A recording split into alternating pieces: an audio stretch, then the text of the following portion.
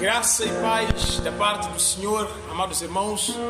Mais uma vez, cá estou eu com mais uma revelação da parte de Deus. Estaremos no dia de hoje a compartilhar uma palavra que o Senhor tem colocado ao meu coração. Quero que me acompanhe até o final desta mensagem. Seja abençoado tu e a sua casa, em nome de Jesus Cristo de Nazaré. Antes, porém, de começar a ministrar, eu quero levar o irmão a uma oração, de modo a que Deus esteja operando poderosamente nesta palavra, em nome de Jesus Cristo. Pai, mais uma vez na tua presença, eu quero lhe entregar, Senhor Deus, nesta linda tarde, meu Pai, a oportunidade do Senhor poder operar no meio do seu povo, no meio da sua igreja. Papá, venha trazer o conhecimento, a sabedoria. Papá, venha dar a revelação certa para esta mensagem. Deus ajude, o Pai da glória, a todos aqueles que puderem escutar, meu Deus, a mudar, meu Deus, a levar a vida da maneira que o Senhor quer, da maneira que o Senhor tem estabelecido as suas coisas. Pai, eu entrego tudo nas suas mãos para a honra e glória do teu nome eterno. Amém. Aleluia. Nós estaremos nesta manhã a falar a respeito de um tema que é importante, de um tema que é crucial, de um tema que tem trazido realmente muitas guerras nos nossos dias. Um tema que parece estranho, mas que é importante para a sua vida, para a minha vida, em nome de Jesus Cristo. O tema, ele fala a respeito da lei que é a inimiga da graça, ou seja, a lei é inimiga da graça. Se nós termos que olhar para a graça de Deus, se nós termos que olhar para como nós somos salvos, se nós termos que olhar para como nós chegamos a alcançar a salvação, chegamos a herdar a vida eterna, nós vamos encontrar que existe um empecilho para a graça se manifestar. Existe uma barreira, existe uma pedra colocada, posta em frente da graça, de modo para que a graça não se manifeste como ela realmente é. Esta pedra de tropeço, esse inimigo, esse agente é a lei. A lei, ela é inimiga da graça. A lei, ela é empecilho para a graça. É quase que impossível tentarmos associar a lei e a graça no mesmo caminho. É quase que impossível tentarmos pegar as duas coisas e andar com elas. Ou nós estamos debaixo da lei, ou nós estamos debaixo da graça. A graça, ela é o favor de Deus fazendo-nos o bem quando nós não merecemos. A lei, do outro lado, elas são um conjunto de regra, conjunto de ensinamento, conjunto de princípios estabelecidos para os podermos observar. Ou seja, a lei, ela diz que quando nós observarmos, quando nós cumprirmos, quando nós fazermos tudo aquilo que a lei ordena, a partir dali nós alcançamos a salvação. Nós somos purificados, alcançamos a vida eterna ao observar aquilo que a lei nos ensina, aquilo que a lei prescreveu, aquilo que a lei determinou. Mas a graça, ela diz que nós somos salvos a troco de nada, pela misericórdia e pela compaixão de Deus. Portanto, no tema de hoje, eu vou falar sobre a lei como inimiga da graça. Estaremos a nos basear no livro de Gálatas, capítulo de número 4, versículo 21 ao 31. Gálatas, capítulo de número 4, versículo 21. Assim diz a palavra do Senhor: Dizei-me, os que quereis estar debaixo da lei, não ouvis vós a lei? 22. Porque está escrito que Abraão teve 2 filhos, um da escrava e o outro da livre. Todavia, o que era da escrava, ele nasceu segundo a carne, mas o que era da livre, nasceu por promessa. Diz a palavra de Deus, o que se entende por alegoria, que estas são as 2 alianças. Uma do Monte Sinai, gerando filhos para a servidão, que é Agar. Ora, esta Agar, ela é Sinai, corresponde a Jerusalém, que agora existe, pois é escrava com seus filhos. Mas a Jerusalém que é de cima é livre, a qual é mãe de todos nós. Porque está escrito: alegra-te, estéril, que não dás a luz, esforça-te e clama, tu que não estás de parto, porque os filhos da solitária são mais do que os da que tem marido. 28 diz a palavra de Deus: mas nós, irmãos, somos filhos da promessa, como Isaque. Mas como então aquele que era gerado segundo a carne perseguia o que era segundo o Espírito, assim é também agora. Aleluia! A Bíblia diz que o pai Abraão, ele teve uma promessa da parte de Deus. Deus disse para Abraão: Abraão, por esses dias eu vou visitar você, e Sara, a tua mulher, ela dará luz a um filho. Este é o filho da promessa de Deus. Esse é o filho que Deus disse para Abraão que ele poderia dar, que a partir deste filho seriam benditas todas as nações.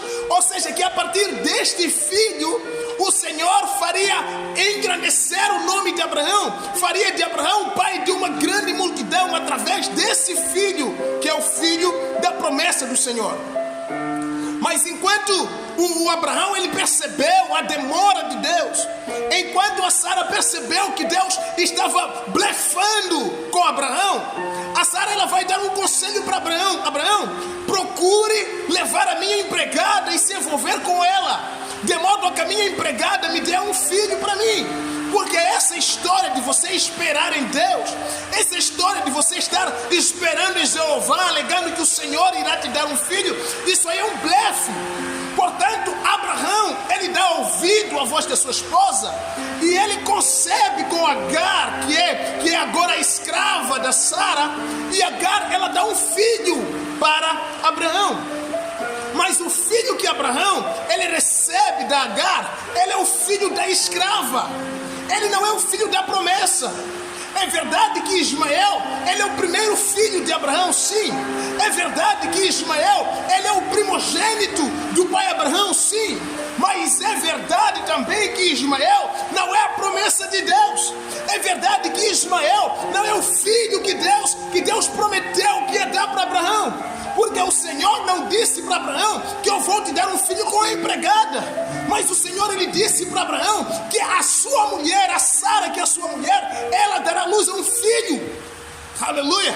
Portanto, Abraão, tudo que devia ter feito é esperar a hora de Deus para nascer o filho da promessa de Deus, que é Isaque, no qual seriam benditas todas as nações. Mas Abraão, ele tropeçou, ele falhou. Abraão, ele deu ouvido, ele consentiu à voz da sua mulher e acabou nascendo um filho que não era de acordo com a promessa de Deus.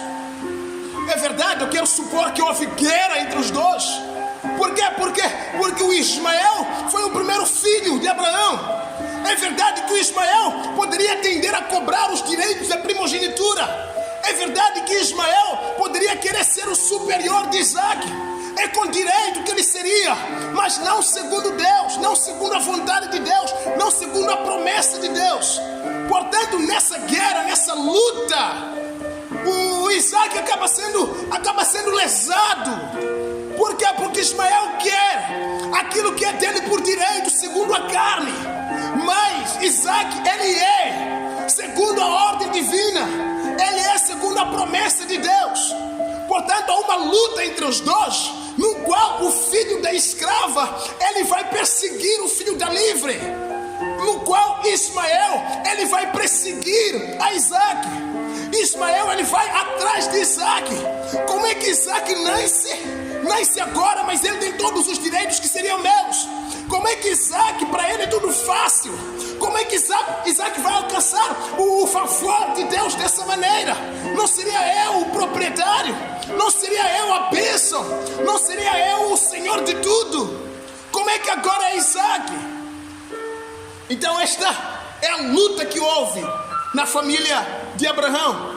Essa é a guerra que houve entre os filhos de Abraão, os quais Abraão teria conseguido o primeiro segundo a sua própria vontade, segundo a vontade da carne, mas o segundo a promessa de Deus, segundo a boa vontade de Deus, segundo aquilo que Deus queria. Portanto, a Bíblia diz que o Ismael ele é o filho da escrava. O Ismael ele é o filho da Agar. Agar simboliza o Monte Sinai, que é a escravidão, nem ser filhos para a escravidão. Mas agora não, Isaac é segundo a promessa. Ele é o filho da livre. Ele é o filho não da escravo, mas o filho da livre. Ele tem a liberdade de viver, a liberdade de ser, porque ele foi feito ser. Aleluia. Esta é a revelação da palavra de Deus, de acordo a matéria que trago aqui, a lei inimiga da graça. Se nós formos a perceber, no livro de Mateus, capítulo 20, o versículo 13, ele vai dizer que existiu um proprietário de uma certa vinha, e esse proprietário da vinha, ele saiu pela manhã, às 5 horas, ele foi procurando pessoas para poderem trabalhar na sua vinha. Ele encontrou e combinou com eles aquilo que seria o preço do dia inteiro. Sei lá, vocês vão trabalhar todo dia na minha vinha, mas quanto é que vocês querem para poderem trabalhar até o final do dia? E eles estipularam aquilo que lhes era necessário, o valor que lhes era necessário. Então o senhor da vinha levou eles e colocou na vinha e começaram a trabalhar. De repente, a partir das 12 horas, o senhor da vinha ele também sai para as ruas. Ele encontra os outros jovens desempregados, sem nenhuma tarefa, sem nenhum trabalho a fazer. E ele então conversa de novo com eles. Por que é que vocês estão aqui sem trabalhar, sem fazer nada? É porque ninguém desde manhã nos contratou para o trabalho. É porque ninguém nos chamou para alguma obra. Portanto, eu tenho uma vinha. Vão também vocês para a minha vinha e trabalhem lá até a hora que nós podemos terminar. Ele sai de novo, quase às 17 horas. Ele vai lá à procura de outras pessoas e manda eles para a vinha, também para poderem trabalhar. E de repente, quando são 18 horas, eles vão largar do trabalho. Eles vão terminar o trabalho. E o dono da vinha agora, ele chega e começa a dar a paga às pessoas. Ele começa a pagar cada um de acordo com aquilo que haviam combinado. Ele começou a dar. A palavra de Deus ela diz que deu uma moeda para aqueles que teriam trabalhado desde manhã, e foi dando o mesmo dinheiro, o mesmo salário a todos os trabalhadores. Os que chegaram às 5, os que chegaram às 12, os que chegaram às 17, todos eles foram recebendo o mesmo dinheiro. Então aqueles que chegaram primeiro, eles começaram a reclamar: como é possível, Senhor? Como é possível que você nos dê o mesmo salário, a mesma paga, com aqueles que acabaram de chegar quase que agora? Aqueles que não fizeram nenhum trabalho, aqueles que não trabalharam como nós. Nós estamos aqui desde manhã trabalhando, nos matando, mas essas pessoas acabaram de chegar agora e o Senhor já lhes dá o mesmo dinheiro que a nós. Isso não é justo, meu Senhor. Não é desta maneira. Eu não acho justiça no meio disso tudo. E o Senhor, Ele vai dizendo para eles: o que é que vocês queriam que eu fizesse? Não, pelo menos que desse mais a nós que trabalhamos desde manhã. Não igual a esses que acabaram de chegar agora. O dono da vinha pergunta para eles: mas o que é que foi que a gente combinou? Quando eu chamei vocês a trabalharem para minha vinha, quanto é que eu disse que havia de pagar? O Senhor disse que havia de pagar uma moeda, sim. E quanto é que eu vos dei? O Senhor nos deu aquilo que havia dito. Mas então qual é o problema? O dinheiro é meu. Eu tenho o poder de fazer com o meu dinheiro aquilo que eu quiser. E eu posso dar a vocês o mesmo dinheiro que eu posso dar a eles. O dinheiro é meu, o poder é meu. E eu quero dar a vocês todos a mesma paga, de acordo com aquilo que é meu. Eu tenho poder, eu tenho autoridade nas minhas mãos, e eu vou pagar conforme o que eu quiser, desde o momento que eu não esteja ferindo a vocês. É verdade que trabalharam muito, é verdade que desde manhã estão na obra, é verdade que vocês fizeram muito trabalho. Eu devia pagar, se calhar com um pouco mais de recompensa, mas eu estou a dar a vocês aquilo que é justo. Vocês trabalharam e estão a receber aquilo que nós combinamos. Nós percebemos aqui os da lei também indo de acordo, ou seja, eles indo contra os que são da graça. Existe um grupo de pessoas que não trabalhou muito, mas ele recebeu. Mas existe um outro grupo que está desde manhã trabalhando, mas também está recebendo da mesma forma, e eles estão contra. Não é possível, nós fizemos muito, nós merecemos muito. Esse é o comportamento típico daqueles que estão debaixo da lei. Aqueles que estão debaixo da lei, eles querem que os que estão livres possam viver de acordo com eles. Eles querem fazer de nós as suas presas. Eles querem submeter nós debaixo das ordenanças que eles cumprem. Eles se incomodam com a nossa vida, eles se incomodam com a nossa liberdade e eles andam atrás de nós. Eles procuram nos matar porque eles estão contra nós. Uau, eu tenho um cristianismo aonde no meu cristianismo o meu pai, ele começa a pegar no meu pé a partir da roupa que eu coloco, a partir do sapato que eu ponho, a maneira do meu cabelo, os meus cortes, as minhas barbas como devem ser feitas. O meu pai, ele pega no meu pé, o meu pai, ele me aperta. Mas agora tem aquele cristão, o filho da fulana, ele corta cabelo da maneira dele, ele veste como ele acha melhor vestir. Então aquele não está servindo a Deus, aquele não vai entrar no reino dos céus, aquele não merece Deus. Quem merece sou eu, porque eu sigo os princípios, porque eu faço, eu sou mais importante do que ele. Não é assim que as coisas funcionam. Você que está debaixo da lei, não faça com que os que não estão vivam de acordo com aquilo que é a sua vontade. Não seja um empecilho na salvação de outrem. Aleluia! Deus seja louvado em nome de Jesus Cristo. Nós vamos agora para o livro de Gálatas, capítulo de número 3, e tentar perceber o que o apóstolo Paulo traz em Gálatas, capítulo de número 3. Assim diz o apóstolo Paulo: ó insensato Gálatas, quem vos enfeitiçou para não obedecerdes a verdade, a vós perante os olhos de quem Jesus Cristo foi apresentado como crucificado? Só quisera saber isso: recebestes o Espírito pelas obras da lei ou pela pregação da fé? Versículo de número 3: sois vós tão insensatos que, tendo começado pelo Espírito, acabais agora pela carne? Será que é em vão que tenhas padecido tanto? Se é que isso também foi em vão. Aquele, pois, que vos dá o Espírito e que opera maravilhas entre vocês, acaso o faz pelas obras da lei ou pela pregação da fé? Assim como Abraão creu em Deus, isso que foi imputado como justiça. Sabei, pois, que os que são da fé são filhos de Abraão. Aleluia!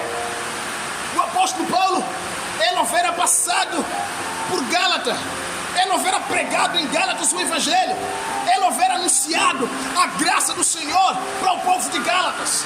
E Paulo, ele percebe que ao passar de algum tempo, o povo em Gálatas recebeu novos pregadores, recebeu novos evangelistas. Evangelistas esses que pregaram para eles que a salvação, para se alcançar, você precisa fazer para merecer. Evangelistas esses que disseram que vocês devem ser circuncidados para pertencer ao reino dos céus. Evangelistas esses que disseram para o povo de Gálatas que vocês devem obedecer a lei de Deus para serem salvos, para alcançarem a salvação. E o apóstolo Paulo, ele vai percebendo que aquilo que ele pregou, aquilo que ele ensinou, aquilo que ele anunciou, não é isso que o povo em Gálatas está vivendo. O apóstolo Paulo se apercebe que o povo de Deus havia se apartado da verdade que o apóstolo Paulo havia ensinado. O povo de Deus havia se afastado do evangelho de Deus. O povo já estava andando de novo atrás de regras, atrás de princípios, obediências. O povo estava atrás daquilo que são as obras da lei para poderem serem salvos. E Paulo, ele chega e pergunta para o povo gálata: ó insensatos gálatas, quem é que vos fascinou? Quem é que vos enganou? Quem é que fez vocês se apartarem daquilo que eu vos ensinei, daquilo que eu preguei? Eu só quero saber isso. O evangelho que eu vos anunciei, o Espírito Santo que vocês receberam pelas obras da lei, ou receberam pela pregação da fé, pela pregação do Evangelho? Vocês começaram no Espírito, vocês começaram na graça, vocês começaram confiando em Deus, vocês confiando na pessoa do Senhor, na misericórdia do Eterno. Mas agora vocês querem acabar na força dos vossos próprios braços. Vocês começaram na graça do Senhor, dependentes de Deus. Mas agora vocês estão a depender na força dos vossos próprios braços. Por favor, me expliquem o que aconteceu com vocês. Quem foi que vos enganou? Aleluia. O apóstolo Paulo, ele percebe que o povo da igreja em Gálatas havia sido desenganado por outros pregadores, que os fez andarem de volta aos rudimentos antigos, de volta aos princípios estabelecidos, de volta ao cumprimento da lei, de volta ao Antigo Testamento, que deve obedecer à lei para ser salvo. Mas não era essa a pregação que o apóstolo Paulo havia deixado na igreja de Gálatas. Aleluia! Deus seja louvado em nome de Jesus Cristo. Eu quero aqui chamar a sua atenção para o livro de Romanos, capítulo de número 4, versículo de número 13 a 14. Romanos, capítulo de número 4, versículo 13 ao 14. Romanos 4, 13 ao 14. Assim diz a palavra de Deus: porque a promessa de que havia de ser herdeiro do mundo não foi feita pela lei a Abraão, ou seja, a sua posteridade, mas pela justiça da fé. 14. Porque se os que são da lei são herdeiros, logo a fé é vã e a promessa é aniquilada. Nós agora percebemos que a primeira implantação não é da lei, mas é da graça. O primeiro a ser implantado é a promessa. O primeiro a ser implantado é a graça. A graça, ela está acima da lei. Primeiro veio a graça, depois veio a lei. Portanto, o apóstolo aqui, ele está revelando às pessoas que a posição da graça de Deus, ela é acima da lei.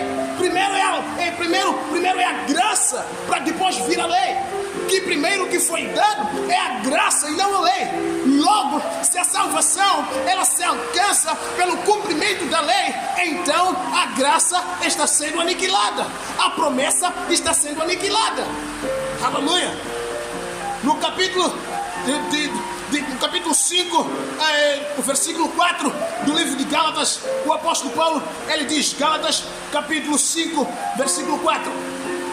Gálatas capítulo 5, versículo 4.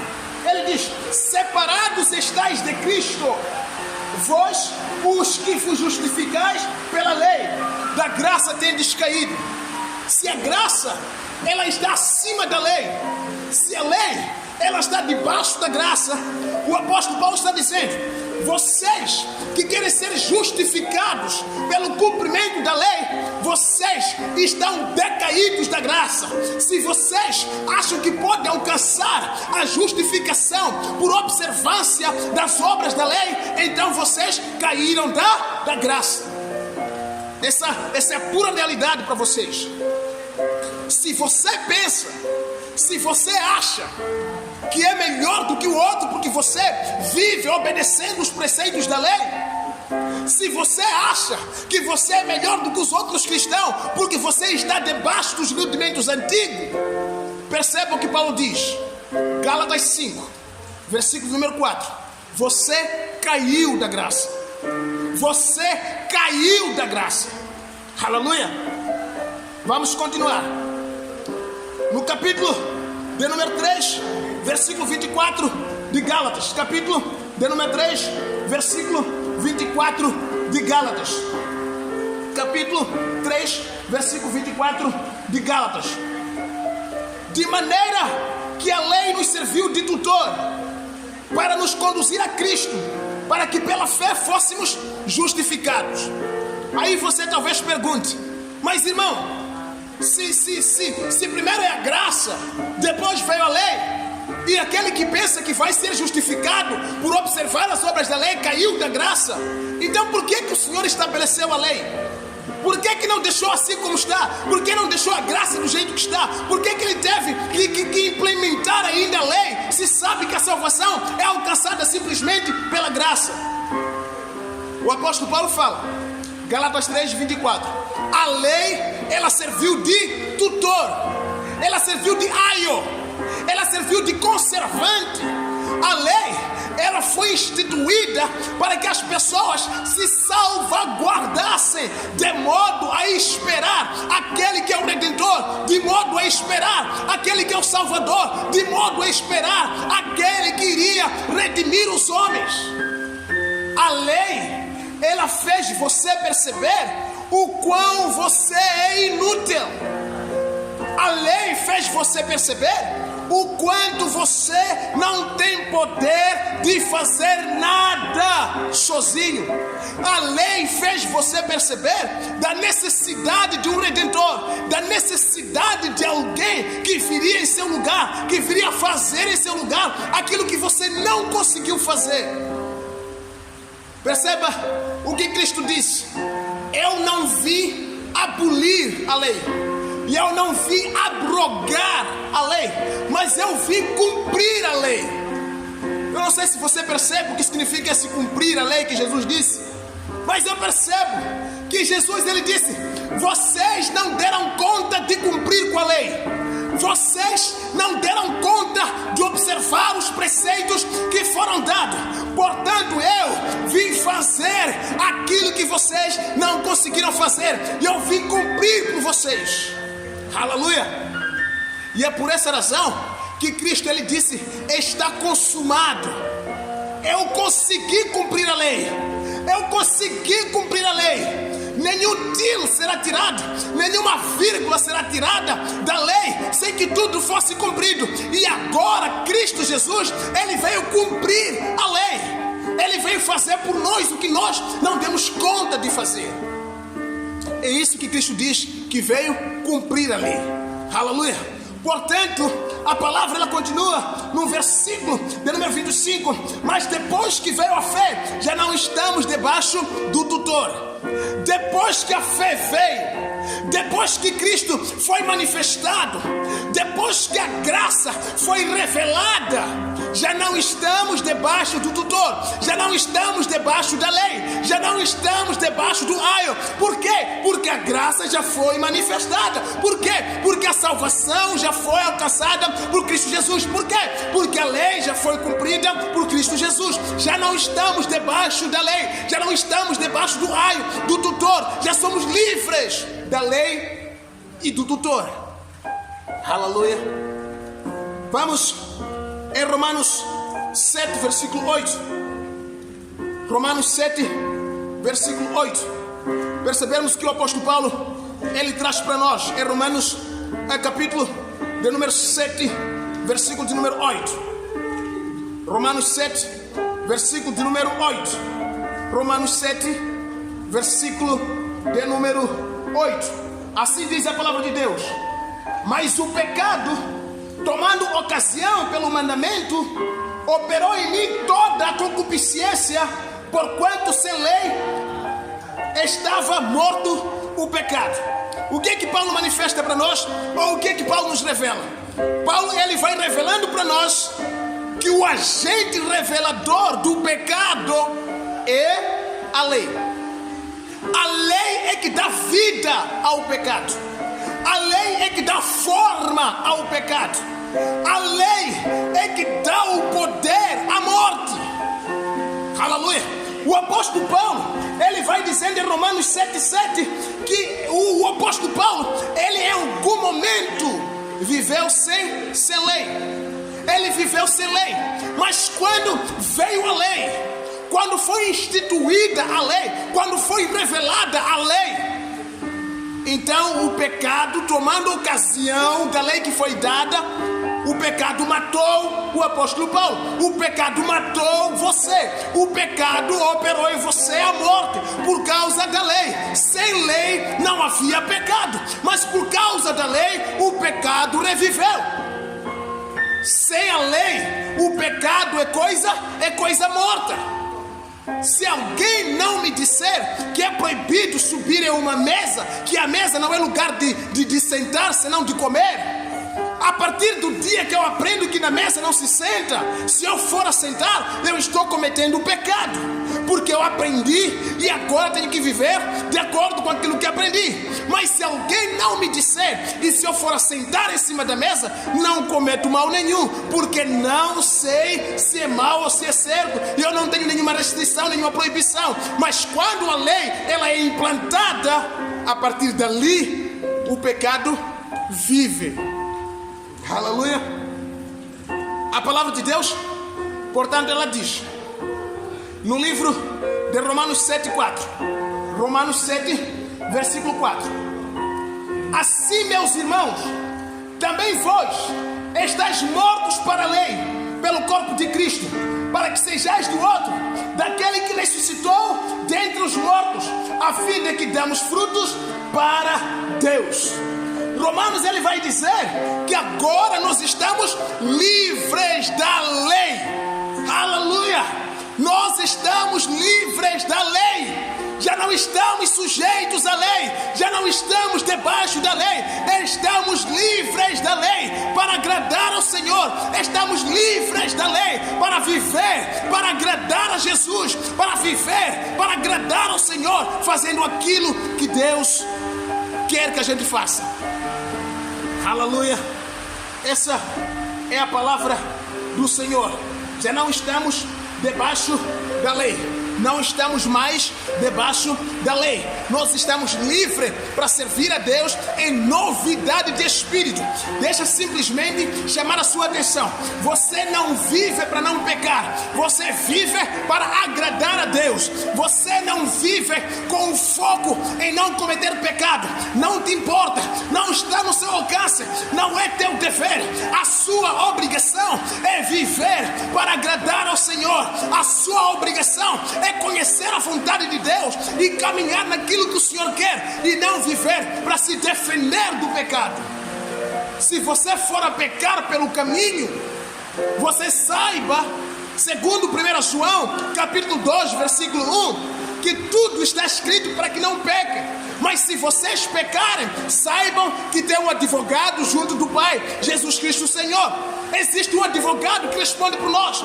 A palavra de Deus, ela continua dizendo: meu filho, se tu caíres em pecado, não permaneça caído, levanta-te e anda. O seu objetivo é olhar para frente. O seu objetivo é continuar caminhando e não ficar preocupado em rudimentos, em preceitos, em coisas à toa que não te levam a lugar nenhum. Se você pensa que vai ser justificado pelo cumprimento das obras da lei, você caiu da graça. Aleluia! Diz a palavra de Deus no livro de Gálatas 2, 21. Gálatas 2, 21. Assim diz a palavra de Deus. Gálatas 2, 21. Não anulo a graça de Deus, porque se a justiça provém da lei, segue-se que Cristo morreu de balde. Se eu acho que serei justificado por cumprir as obras da lei, então Cristo morreu em vão. Aleluia! Se eu consigo me salvar, se eu consigo me justificar, se eu observando a lei consigo ser santo, então Cristo não tinha necessidade de vir morrer por você. Se você consegue fazer tudo, não há necessidade de Cristo na sua vida. Cristo, ele veio para os doentes. Eu vim para os pecadores. Os pecadores é que precisam da cura. Mas você, fariseu hipócrita, que já não precisa do Salvador, você, fariseu sepulcro caiado, que acha que já é santo o suficiente, Cristo não veio para você, porque você já é santo por você mesmo. Aleluia! Essa é a revelação. Se eu acho que serei justificado por cumprir as obras da lei, então segue-se que Cristo morreu em vão, de balde. Aleluia! Gálatas 4, 9 e 10. Gálatas 4, 9 e 10. Diz o apóstolo Paulo: mas agora, conhecendo a Deus, ou melhor, sendo conhecidos por Deus, como tornais outra vez a esses nutrimentos fracos, pobres, aos quais de novo os quereis servir. Vocês guardam dias, guardam dias, vocês guardam meses, vocês guardam tempos e anos. Eu tenho pena de vocês, que não haja trabalhado em vão. Aleluia. Eu tenho pena que não tenha trabalhado em vão para vocês, porque vocês já são conhecidos por Deus e vocês ainda querem voltar aos rudimentos antigos. Vocês ainda guardam dias, vocês ainda guardam meses, e vocês também ainda guardam anos. Vocês estão preocupados em viver debaixo da lei. Vocês querem fazer para merecer. Eu tenho pena de ter trabalhado em vão para vocês. Isso diz o apóstolo Paulo. E ele continua dizendo no capítulo 5, versículo 6: porque em Cristo nem a circuncisão nem a incircuncisão tem valor algum, mas sim a fé que opera pelo amor. Correis bem. Quem vos impediu para que não obedeçais à verdade? Vocês estavam correndo bem, amigos. Vocês estavam correndo bem, irmãos. Quem é que vos impediu para que vocês não continuassem a correr, dependendo da graça do Senhor, dependendo da força de Deus para viver? E ele continua: esta persuasão não vem daquele que vos chamou. Aleluia. Essa persuasão, esse engano, essa doutrina de demônio, esses princípios que vos ensinaram que melhor somos nós porque guardamos dias, melhor somos nós porque guardamos meses e anos, não vem daquele que vos chamou, não vem de Deus. Aleluia. São preceitos e princípios de demônios e de homens. Só para terminar, vamos ao livro de Colossenses 2,14. Só para terminar, Colossenses 2,14.